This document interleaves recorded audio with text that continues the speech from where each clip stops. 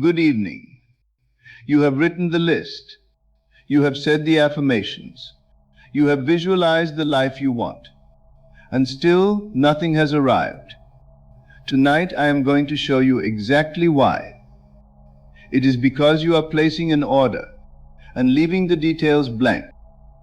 I am going to teach you how to order your desires from the universe, not in the language of longing, but in the precise and unmistakable language that the universe was designed to respond to. But before I can teach you how to speak, you must first understand what you are ordering. When you sit down at a restaurant, you do not tell the server, "Bring me something to eat." You order exactly what you want, the specific dish, the specific preparation, the specific cook temperature, and you expect it to arrive exactly as requested. The universe operates on the same principle. When you say, "I want more money," you have placed a blank order. The universe cannot fulfill what has not been specified. A single dollar is more money. $10 is more money. The universe will deliver, but you gave it nothing precise to work with. If it is money you desire, give it a number, not a range, not a lot, a specific figure, the exact amount you want in your bank account, the exact yearly salary on your offer letter, the exact number on your paycheck.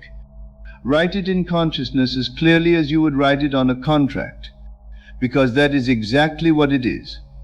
And once you know what you are ordering, the next step is learning how to build it. No architect hands a contractor scribbled notes and says, "Build me something beautiful." They hand them the exact measurements, the exact materials, the exact specifications. For every wall, for every window, and for every door, you are the architect of your life. The universe is the contractor, and it can only build what you give it to work with. If your desire is a career, do not ask for a good job or a better position. What is the exact title, the specific role, the specific industry, the specific level of responsibility you want to carry? If your desire is a home, do not ask for a bigger house or a nice house. What does it look like? How many rooms? Where does the sunlight shine in the windows in the morning? What does it feel like to sit in your dining room, to cook in your kitchen, to shower in your bathroom, and to lie in your bed at the end of the day? If your desire is a relationship, do not ask for just a partner or someone that loves me. Ask for the specific person you want in your life. What do they look like? What are their values? How do they treat you when the day has been hard? How does your life feel when they are in it? If your desire is a car, ask for the specific model, the specific color, the specific interior. Do you want the sunroof open as you drive? What does the leather smell like? What does it feel like to grip the steering wheel when you pull out of your own driveway at the new house that you are also ordering from the universe? Vague blueprints build unlivable homes. The universe cannot construct what you have not designed. The end is always a state, never an event, always a state. The blueprint exists in consciousness, but consciousness speaks in a very specific language. Let me teach you that language now. Listen carefully to how you speak to yourself about your desire. Do you say, "I hope this works. I am trying to manifest this. When will this happen?" These are the inner conversations of someone who has not yet arrived, someone still reaching, still facing toward a destination they have not claimed. When you are genuinely talking to the universe, your inner conversations sound entirely different, not hopeful, not trying. Here is what a weak conversation sounds like. "Universe, I want a relationship. I want someone who loves me. I want it to happen soon." And here is what a precise conversation sounds like.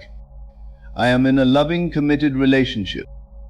My partner is kind, emotionally present, and financially stable. We communicate with ease. We choose each other every day. Do you see the difference? One is a wish. The other is a declaration. The universe does not respond to wishes. It responds to your state of consciousness. And your inner conversation is how you establish that state. You must be specific. Not because you are limiting the universe, but because you are giving it something real to build from. Speak of their warmth, their laugh, the way they look at you across a room, the way your life feels when they are in it. Speak it in the present tense. Speak it as fact. Speak it the way you speak about things you already possess, with the quiet confidence of someone who simply knows. And when the language of your inner conversation becomes precise, the signal you send into the universe changes everything. A vague desire broadcasts a weak signal. Think of a radio station transmitting on an unclear frequency. The signal goes out, but it arrives distorted, incomplete, unrecognizable. No one can tune in to what they cannot find. Specificity is the tuner. The more precisely you define your desire, the cleaner and stronger the signal you broadcast into consciousness. And here is what most people do not understand about the signal. Your current circumstances are not the truth. They are the delayed mirror. They are showing you where your consciousness was, not where it is now. When someone points at your empty account and says, "But you are not wealthy," it does not shake you, because you understand that the mirror always lags. You have moved. The mirror simply has not caught up yet.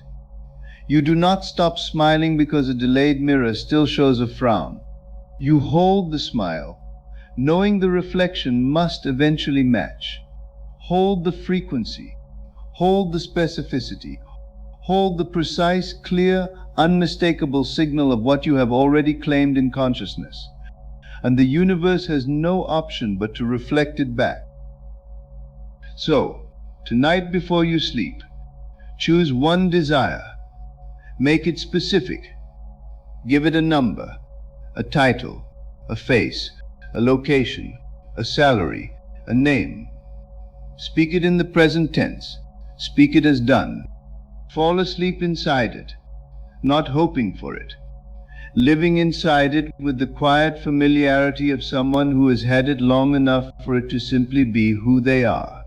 That is how you order your desires to the universe. Not in whispers, not in wishes.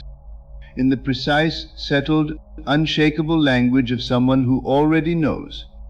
That is the law, and that has always been the way of the universe.